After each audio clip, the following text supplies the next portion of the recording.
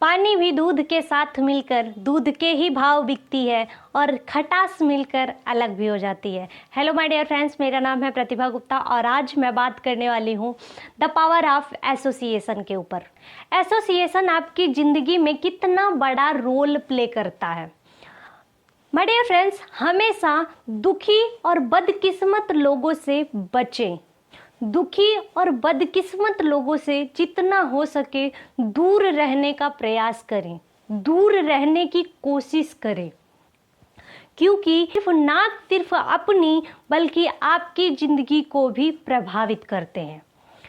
दुखी और बदकिस्मत लोगों के पास बैठने से, उनका दुखड़ा सुनने या फिर सुनाने से अपनी भी ज़िंदगी में वैसी ही चीज़ें आकर्षित करते हैं। हमेशा पॉजिटिव और मोटिवेटेड लोगों की संगत में रहें, ऐसी झुंड का हिस्सा बने। आज मैं आपको एक कहानी सुनाने वाली हूँ जो कि आपको बताएगी कि हमें ऐसे लोगों से हमेशा बच के रहना। एक बारी एक कौवा एक बीज को लेके जा रहा था।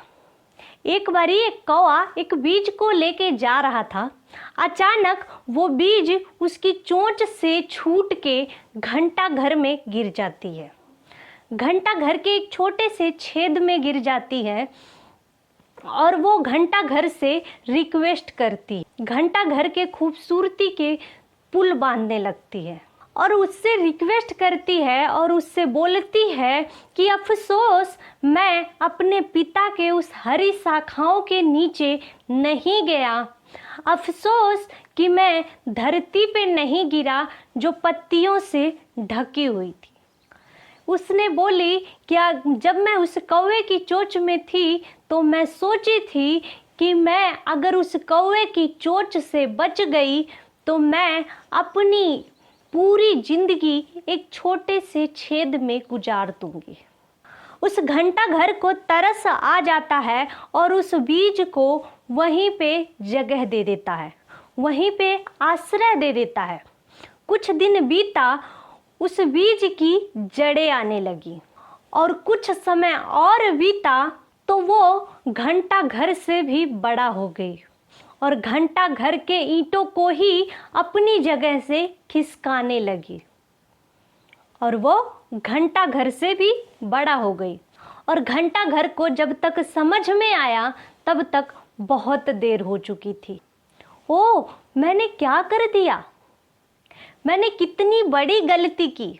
माय डियर फ्रेंड्स, इस चीज़ से हम समझते हैं कि हम किसी की, कभी कभी होता है ना, हम सोचते हैं कि कोई दुखी व्यक्ति है, उसको सांत्वना देने से, उसके पास बैठने से वो इंसान को अच्छा महसूस होगा या फिर उसकी ज़िंदगी में कुछ वैल्यू क्रिएट कर पाएंगे।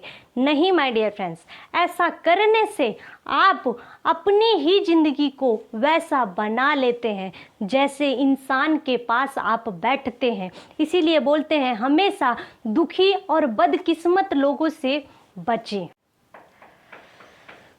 एसोसिएशन कितना बड़ा रोल प्ले करता है।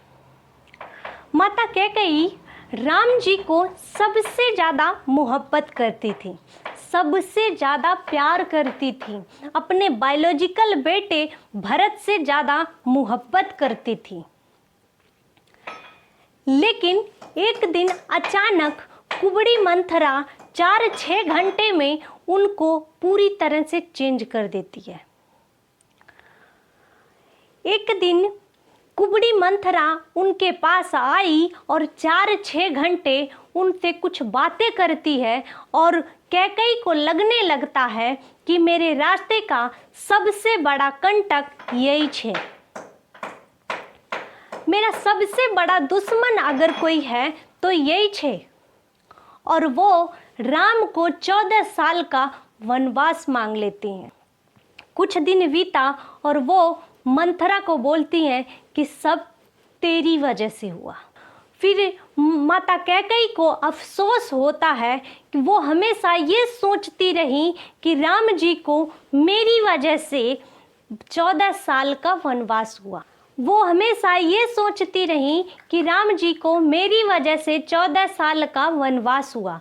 लेकिन माता कैकेयी की वजह से राम जी को 14 साल का वनवास नहीं हुआ था। उनको वनवास हुआ था क्योंकि माता कैकेयी ने अपने पास मंथरा को आने की अनुमति दी, उनसे एसोसिएशन करने की, उनसे बातचीत करने की और सलाह लेने की अनुमति दी। अगर वो एक ऐसे एसोसिएशन में नहीं बैठती तो शायद राम जी को 14 साल का वनवास। माय डियर फ्रेंड्स, एसोसिएशन इतना बड़ा रोल प्ले करता है हमारी जिंदगी, इसीलिए कहते हैं कि हमेशा दुखी और बदकिस्मत लोगों से बचें। एक बारी 4-5 लोग टिकट लेते हैं और नाव लेके समुद्र में घूमने जाते हैं। समुद्र के कुछ दूरी पे पहुंचते हैं, समुद्र के कुछ बीच में पहुंचते हैं। वहाँ पे एक नौजवान बैठा था। वो अपनी सीट के नीचे से ड्रिल मशीन निकालता है और अपनी ही सीट के नीचे छेद करने लगता है। तो बाकी जो 5-6 लोग थे वो उसे बोलते हैं कि ये तुम क्या कर रहे हो, पागल हो गए हो। तो वो लड़के का जवाब सुनिएगा। वो बोलता है, शट अप, ये टिकट मैंने खुद की ली है, ड्रिल मशीन मेरी खुद की है और छेद मैं अपनी सीट के नीचे रहा हूँ। माय डियर फ्रेंड्स, आप बताइए उन 5-6 लोगों को प्रॉब्लम होना जायज़ है या नहीं। तो कुछ लोग होते हैं ना, हम तो डूबेंगे सनम, तुमको भी ले डूबेंगे। इसीलिए हमेशा दुखी और बदकिस्मत लोगों से बचें, क्योंकि ऐसे लोग ना सिर्फ अपनी बल्कि आपकी भी ज़िंदगी को बहुत ही तेज़ी से प्रभावित करते हैं। वीडियो अच्छी लगी तो वीडियो को लाइक, शेयर और कमेंट्स ज़रूर करें।